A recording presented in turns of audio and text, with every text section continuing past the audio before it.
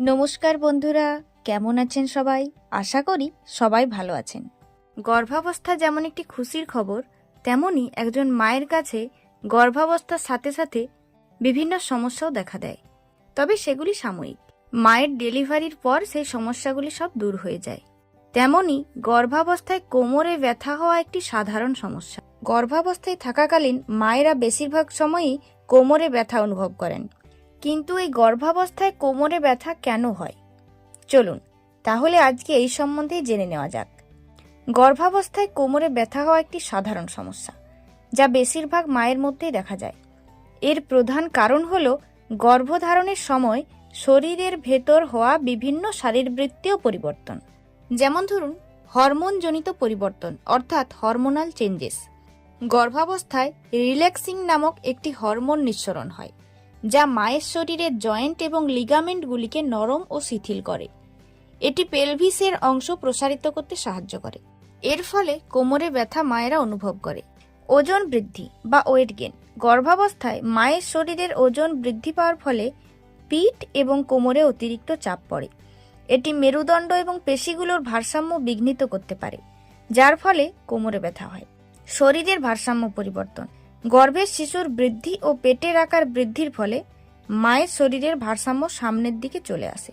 এই পরিবর্তন সামলানোর জন্য মায়ের মেরুদণ্ড অতিরিক্ত চাপ অনুভব করে, যার ফলেও কিন্তু কোমরে ব্যথা হয়ে থাকে। মাংসপেশির চাপ। দীর্ঘক্ষণ বসে থাকা বা দাঁড়িয়ে থাকার ফলে কোমরের পেশিগুলোর উপর চাপ সৃষ্টি হয়, যা ব্যথা বাড়িয়ে তোলে। হাঁটাচলা বা কোনো ভারী কাজ করলে কোমরের পেশিতে অতিরিক্ত টান অনুভব হয়।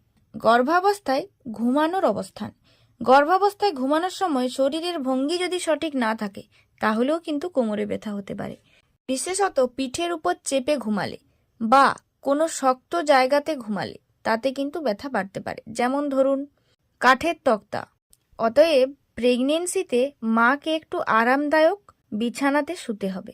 Pelvic girdle pen.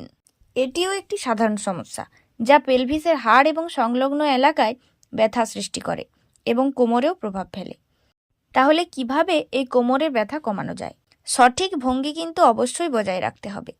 মাকে সোজা হয়ে বসতে হবে এবং হাঁটার সময় ভারসাম্য বজায় রাখতে হবে। সহায়ক বেল্ট ব্যবহার করতে পারে। গর্ভাবস্থার সময় বিশেষভাবে তৈরি বেল্ট কোমরের চাপ কমাতে সাহায্য করবে। মাকে হালকা ব্যায়াম করতে হবে।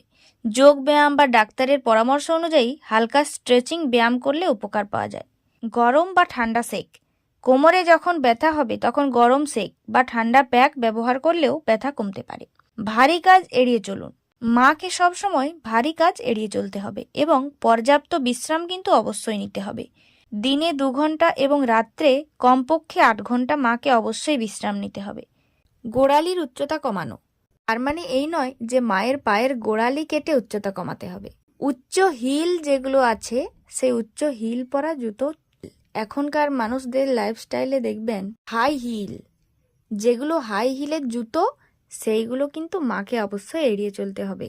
প্রেগনেন্সি টাইমে মাকে হাই হিল জুতো পরা চলবে না। যদি ব্যথা খুব বেশি হয় বা দীর্ঘস্থায়ী হয়ে যায়, তবে অবশ্যই চিকিৎসকের পরামর্শ নিতে হবে।